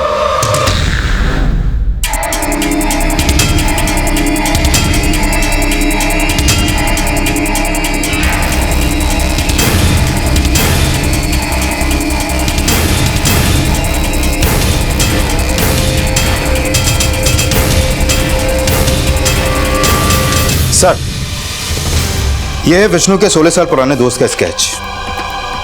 सर वैसे एक चौंकाने वाली बात सामने आई है। क्या? ये देखिए सर, विष्णु की मेडिकल हिस्ट्री ये उसके ऑफिस से हमें मिली है। 15 तारीख की medical report, Vishnu HIV positive था। HIV positive? हाँ सर, लेकिन ये समझ में नहीं आ रहा कि अगर विष्णु HIV पॉजिटिव था तो वो शादी क्यों करना चाह रहा था। कहीं ऐसा तो नहीं कि जिस औरत से विष्णु शादी करना चाहता था उस औरत को विष्णु से HIV हो गया और ये बात उस औरत को पता चल गई हो इसलिए उसने विष्णु को मरवा दिया हो? ये विष्णु जितना सीधा लगता है उतना है नहीं। स्केच को सर्कुलेट करो, पता करो ये आदमी कौन है। Sir HIV positive? जी। देख लिया बाबा का असली रंग। इस उम्र में भी ये सब ठीक। उम्र नहीं, ये शरीर की जरूरत है। और उनकी पार्टनर को HIV पॉजिटिव होगा ये बात उन्हें नहीं पता होगी। तुझे क्या टोटका कर दिया बाबा ने? तुझे सब ठीक लगता है? इसे पहचानते हैं आप लोग? आपके बाबा का बहुत पुराना दोस्त है।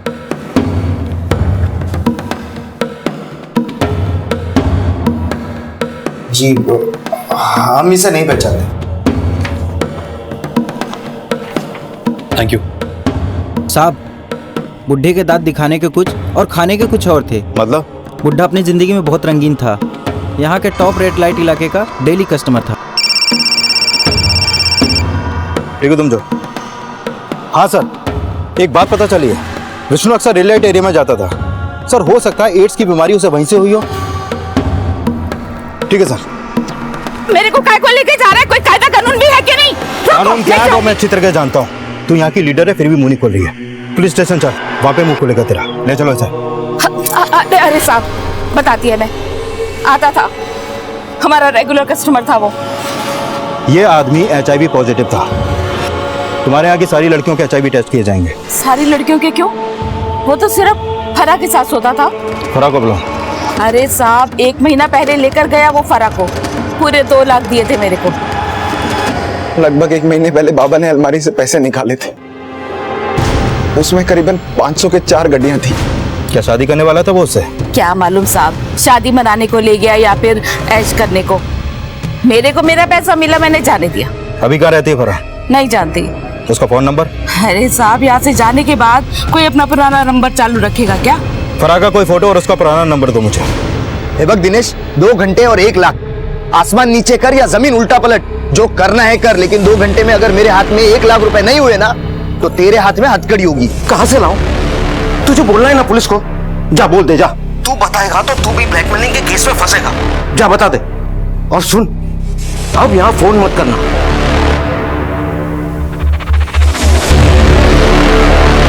जो केस शुरू में पारिवारिक मनमुटाव और रंजिश की वजह से हत्या का केस लग रहा था, उसमें अब शारीरिक रोग, मन की विकृति और गहरे राज के रंग उभर कर सामने आ रहे थे। विष्णु एक ऐसे रोग से पीड़ित था जो शायद उसे फरा नाम की किसी लड़की से मिला था। फरा से विष्णु का नजदीकी रिश्ता था।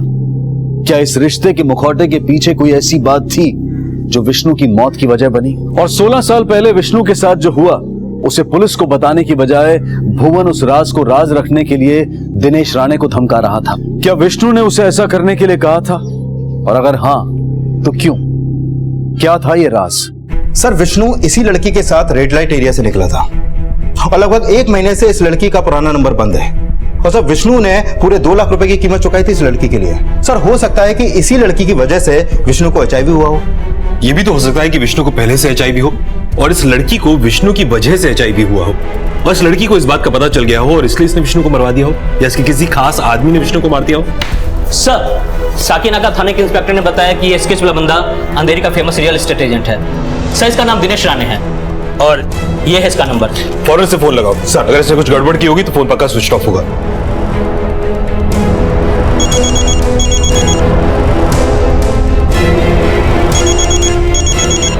हेलो, दिनेश राणे जी, आप कौन? जी मैं सब इंस्पेक्टर सावंत बोल रहा हूँ। विष्णु की मौत के बारे में आपसे कुछ पूछताछ करनी थी। आप जिस नंबर को डायल कर रहे हैं वो इस समय स्विच ऑफ है। सर विष्णु का नाम सुनते ही फोन स्विच ऑफ कर दिया। फौरन उसके घर चलते हैं और एरिया की नाकाबंदी करते हैं। सर, ठीक है ना सर, हमसे बात करते समय लास्ट लोकेशन के हिसाब से दिनेश राणे अपने घर पे ही था और तब से फोन बंद है।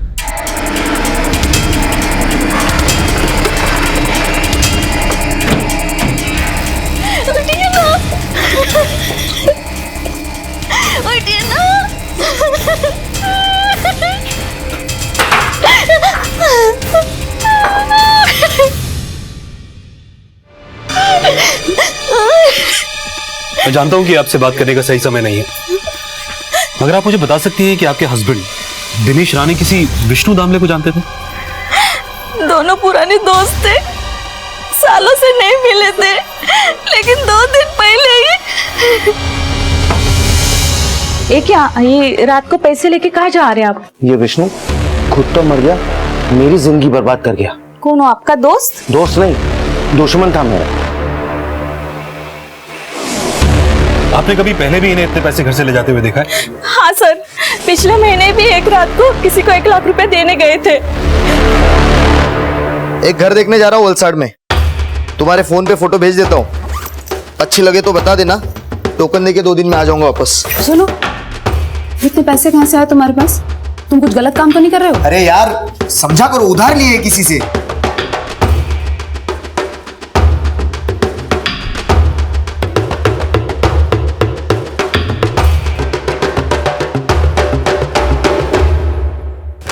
सर, पिछले कई दिनों से दिनेश को भुवन के रोज कॉल आ रहे थे और पिछले महीने भी भुवन ने उसे कॉल किया था।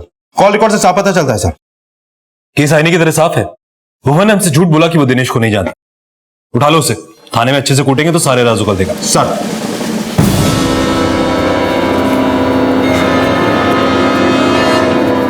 तुम अंदर जाओ, तुम उधर चेक करो, पूरा घर छान मारो। अरे क्या हुआ? भुवन कहाँ है? तुम्हारा पति भुवन कहाँ है? आधे घंटे पहले वलसाड़ के लिए निकला है। कदम, सारे चेक करके इन्फॉर्म करो। मूव। सर पर कुछ किया है क्या उसने? हाँ, उसकी वजह से किसी ने सुसाइड किया और शायद तुम्हारे बाबा के मर्डर में भी उसी का हाथ है। इसे जानती हो? नहीं। भुवन का जैसे ही कुछ पता चले हमें इन्फॉर्म करना, नजर रहेगी तुम लोगों पे।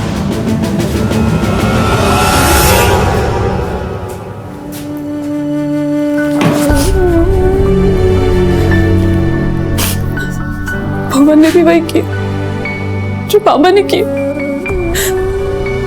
एक बार भी नहीं सोचा हमारे बारे में।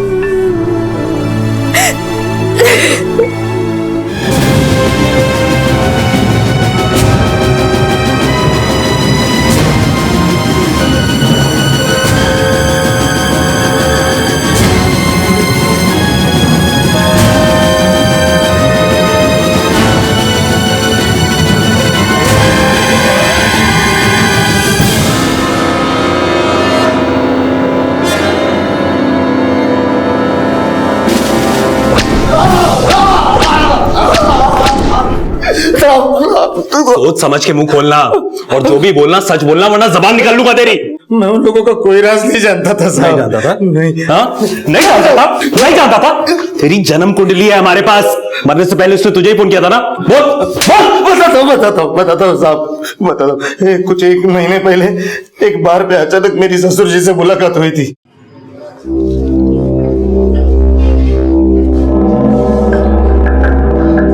अरे बाबू, बस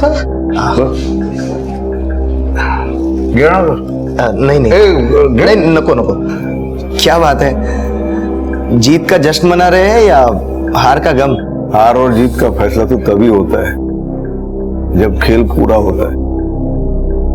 यहाँ तो जिंदगी का खेल आधे में ही खत्म हो रहा है। मैं सोचा था सरिता को मना लूंगा, पर किस्मत के साथ वक्त ने भी हाथ छोड़ दिया है। ऐसा क्या किया है आपने जो वो लोग आपसे इतना नाराज है? सरिता तो आपकी शक्ल तक नहीं देखना चाहती। पाप किया है मैंने, प्रायश्चित करना चाहता हूं, लेकिन अभी प्रायश्चित करने के लिए भी मेरे पास वक्त नहीं है।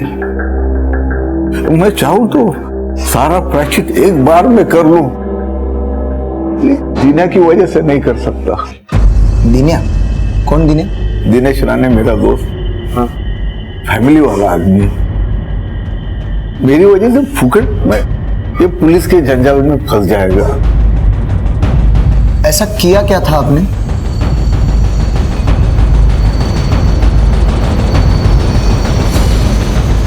ये रात मेरे साथ ही दफन हो जाएगा।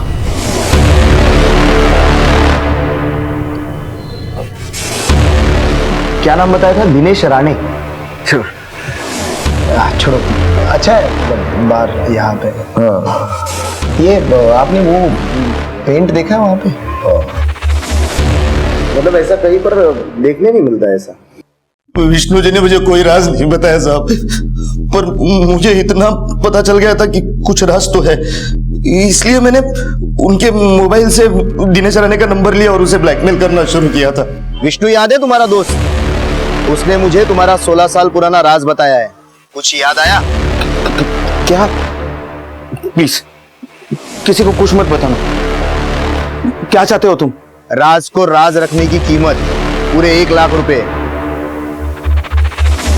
मुझे लगता है विष्णु जी और दिनेश राणे ने किसी का मर्डर किया था साहब। अच्छा, तो तूने विष्णु का खून क्यों किया? नहीं साहब, मैंने नहीं किया उसका मर्डर। मैं सच कह रहा हूँ, आप मेरा यकीन कीजिए साहब। उस रात को मैं घर पर ही था।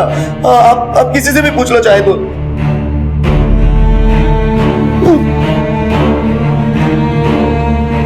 सर पवन सही कह रहा है, मर्डर वाले दिन फोन लोकेशन के हिसाब से वो अपने घर पे ही था। शायद सरिता भी सच कह रही है कि विष्णु ने किसी का मर्डर किया था, वरना दिनेश भुवन को इतने पैसे क्यों देता और खुद सुसाइड क्यों करता? 16 साल पहले जरूर कुछ बड़ा हुआ था। दीदी पानी देना। अरे दीदी!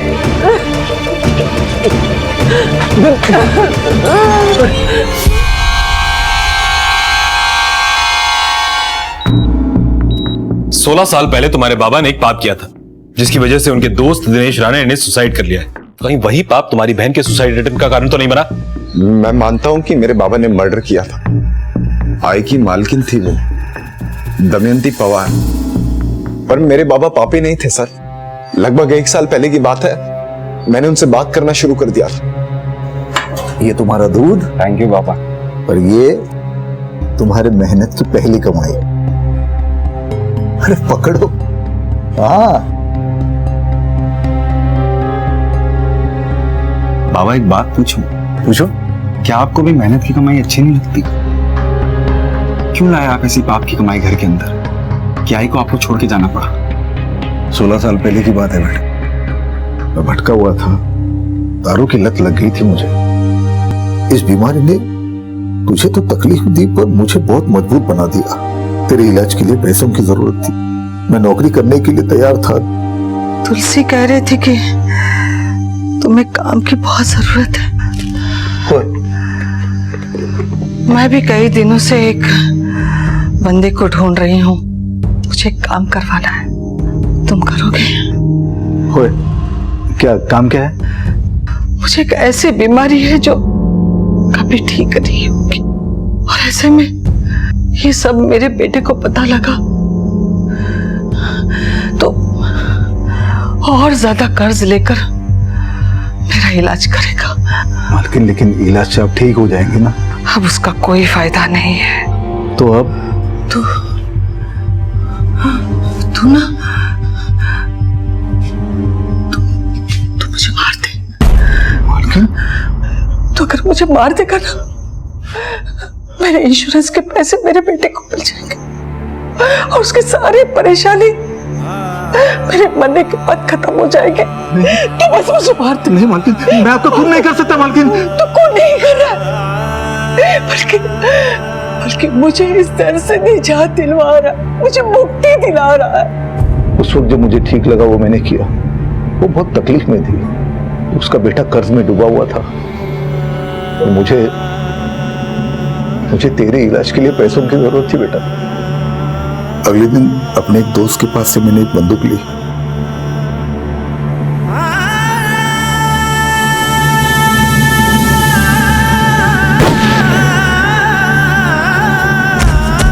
मैंने मार दिया उसे। मरने से पहले उसने मुझे बोला था कि अलमारी में कुछ पैसे और जेवर रखे हैं, मेरे इस काम के बदले में मुझे लेने थे। खून करने के बाद मैं दोस्त के घर गया, उसने बंदूक ठिकाने लगाई, आधे पैसे मैंने उसको दे दिए। फिर मैं अपने घर आया, तेरी आई को ये बात बताई तो उसे विश्वास ही नहीं हुआ कि कोई अपना खून करवा सकता है। मुझे खुद को पोलियो है सर, और मैंने कितनी बार चाहा कि मुझे मेरे शरीर से मुक्ति मिल जाए, मगर मैंने आपको ये बात कभी नहीं बताई क्योंकि मुझे पता था आप यकीन नहीं करेंगे मेरी बात पर। 16 साल पहले उस औरत को बीमारी थी तो उसका मर्डर हो गया। अब तुम्हारे बाबा बीमार थे तो उनका भी मर्डर हो गया। ये 16 साल पुरानी कहानी अपने आप को रिपीट तो नहीं कर रही है ना? विष्णु की मौत से ज्यादा उसकी जिंदगी रहस्यमय थी और ये रहस्य उसने सिर्फ विवेक को बताया था। और विवेक के मुताबिक 16 साल पहले उसके पिता ने जो हत्या की थी वो एक मर्सी किलिंग थी और उसे खुद दमयंती बजाज ने करवाया था। क्या यही वो 16 साल पुराना राज था जिसकी वजह से विष्णु का परिवार बिखर गया था? क्या दिनेश ने आत्महत्या की थी या फिर ये भी विवेक की सोची समझी चाल थी अपने नाम से शक की सुई दूर हटाने की? सर ये दमयंती पवार की फाइल, मैंने फाइल चेक की लेकिन कुछ खास हाथ नहीं लगा सर। सर वो विष्णु दामले की प्रेमिका फराह सैयद खुद पुलिस स्टेशन आई है। फराह सैयद? जी सर। अंदर बुलाओ सर। साहब न्यूज़पेपर से पता चला कि विष्णु का खून हो गया है। विष्णु आपसे शादी करना चाहता था? जी साहब। तब तक की क्यों नहीं? पता नहीं साहब क्यों नहीं की। विष्णु ने जब आपको पैसे देके रेड लाइट एरिया से निकाला तो उसके बाद क्या हुआ? साहब वो मुझे एक जगह लेकर गया जहाँ 2 दिन तक मैं कमरे में बंद थी। और हाँ साहब वो मुझे हॉस्पिटल भी लेकर गया था जहाँ मेरे खून की जांच कराई थी। 2 दिन बाद जब वो लौट कर आया तो उसने कहा कि वो मुझसे शादी नहीं कर सकता क्योंकि उसका बेटा विवेक राजी नहीं है। उसके बाद वो वहाँ से चला गया साहब और उसने मुझे फोन करने को भी मना किया था। फराह, क्या आपको मालूम है कि विष्णु HIV पॉजिटिव था? क्या? नहीं साहब इसके बारे में तो मुझे कोई जानकारी नहीं है। हमें तुरंत आपका HIV टेस्ट कराना होगा कि विष्णु से बीमारी आपको न लग गई हो। सर फराह का HIV टेस्ट नेगेटिव आया है। नेगेटिव? कहीं ऐसा तो नहीं कि इस वजह से विष्णु ने फराह से शादी नहीं की थी? सर क्या सच में कोई इंसान किसी के लिए इतना कर सकता है? कर सकता है अगर प्यार सच्चा हो तो। लेकिन ये विष्णु आदमी अच्छा था या बुरा ये समझ में नहीं आ रहा है। लेकिन सावंत 16 साल पहले विष्णु ने जो मर्डर किया था उससे जरूर कोई क्लू मिल सकता है। दमयंती केस। हमें दमयंती केस के इन्वेस्टिगेशन ऑफिसर से मिलना होगा। इस केस की फाइल मैंने देखी है। पोस्टमार्टम की रिपोर्ट के मुताबिक दमयंती को ब्रेन ट्यूमर था, लास्ट स्टेज। आपने इस पर गौर किया? नहीं, हमें लगा कि यह हत्या लूट की वजह से की गई। तो जो पहले से ही मरने वाला हो उसे मारने की प्लानिंग भला कोई क्यों करेगा? और जिस किसी ने भी ये लूट की है या उसके बाद उसकी हत्या की है वो कभी पकड़ा नहीं गया। पकड़ा तो जा सकता था मगर उसकी भी हत्या हो चुकी है। कौन था वो? दमयंती की मेट तुलसी का हस्बैंड विष्णु। आपने कभी विष्णु से बात की? इस मेट से तो हमने पूछताछ की थी और काफी टाइम तक ये हमारी सस्पेक्ट भी थी, लेकिन इसके हस्बैंड से हमने कभी पूछताछ नहीं की। शक करने का कोई कारण ही नहीं था क्योंकि बाहर का आदमी था। सर ये विष्णु के मर्डर का केस दमयंती के केस जैसा तो नहीं हो सकता है सावंत। हम घर वालों को तो खंगाल चुके हैं, बाहर वालों की बारी है। नफीसा और उस भाई पर नजर रखो, उनके कॉल डिटेल्स, लोकेशन सब निकालो। ओके सर, विष्णु के घर की बाइक के कॉल रिकॉर्ड्स और लोकेशन डिटेल से तो कुछ भी पता नहीं चला, पर मर्डर वाली रात विवेक की केयरटेकर नफीसा 1 नंबर के काफी कांटेक्ट में थी। मैंने उस नंबर की लोकेशन डिटेल चेक की तो पता चला कि वो नंबर मर्डर वाली रात विष्णु के घर के इलाके में ही कहीं एक्टिव था। पता करो ये नंबर अभी कहाँ एक्टिव है। सर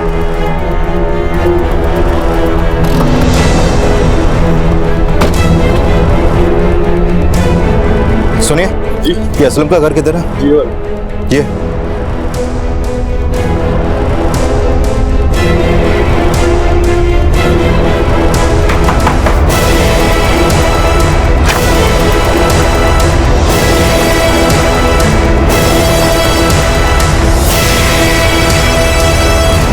क्यों मारा विष्णु दामले को? क्यों मारा? सर हमने जानबूझ के नहीं मारा उनको। नफीसा, मेरे मरने के बाद मेरे बेटे को इंश्योरेंस की 20 लाख रुपए मिलेंगे। ये तब हो सकता है जब मेरी मौत हो, लेकिन मैं तड़प तड़प के नहीं मरना चाहता और नहीं मैं सुसाइड कर सकता हूं। ये तब पॉसिबल है जब मेरा मर्डर होगा तो तुम लोग मेरा खून करोगे। सर पर अगर हम दोनों फंस गए तो? 16 साल हो गए, मैं नहीं फंसा तो तुम लोग क्या फंसोगे? देखो यही अच्छा मौका है। विवेक वर्कशॉप के काम से बाहर गया है, कोई आई विटनेस नहीं होगा। अलमारी में 2 लाख रखे होंगे, वो लेकर चले जाना। और हाँ, जाते वक्त घर का सारा सामान जो है बिखेर देना ताकि लोगों को लगे कि चोरी के इरादे से मर्डर हुआ है।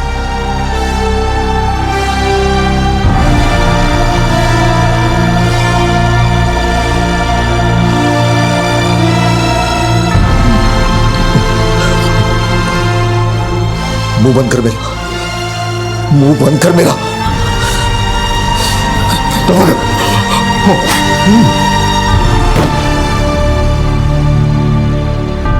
साहब ये सब उनकी मर्जी से हुआ है, हमारी कोई गलती नहीं है साहब। कसम तुम्हारी कोई गलती नहीं है? हाँ, मर्डर किया है तुम लोगों ने, और मर्डर करना एक क्राइम है। जब जिंदगी दे नहीं सकते तो ली कैसे तुम लोगों ने?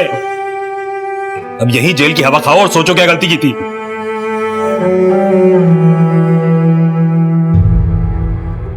सरिता जी, नो डाउट आपके बाबा एक बहुत अच्छे आदमी थे, बहुतों के लिए बहुत कुछ किया उन्होंने, मगर अच्छे मकसद का रास्ता भी तो अच्छा होना चाहिए ना। अफसोस कि कानून की नजर में वो सिर्फ एक खूनी है, और क्योंकि अपना खून भी उन्होंने खुद करवाया, इसलिए उनकी इंश्योरेंस के 25 लाख रुपए तुम्हें नहीं मिल सकते विवेक। नहीं चाहिए सर 25 लाख रुपए, उससे कीमती चीज मेरे बाबा ने मेरे को दी। मुझे जीना सिखाया, मुझे हौसला दिया अपने पैरों पे खड़े रहने का। नहीं चाहिए कुछ। समय और परिस्थितियां हमेशा एक समान नहीं रहती, क्योंकि बदलाव ही प्रकृति का नियम है। फिर चाहे हम जितने भी प्रयास क्यों ना कर लें, बदलाव हमेशा अपनी ही गति से आता है। यह समझना बेहद जरूरी है कि जीवन कभी एक क्षण में नहीं बदलता, और जिस प्रयास के पीछे अपराध छुपा हुआ हो वो कभी सफल नहीं होता। विष्णु के प्रयास में भी अपराध का बोझ छुपा था, जिसका अंजाम उसके परिवार को भुगतना पड़ा, और विष्णु की मौत के बाद भी उसके प्रयास सफल नहीं हो पाए। अब मैं अनूप सोनी आपसे विदा लेता हूं, फिर मुलाकात होगी अगले एपिसोड में एक और चौंका देने वाले केस के साथ।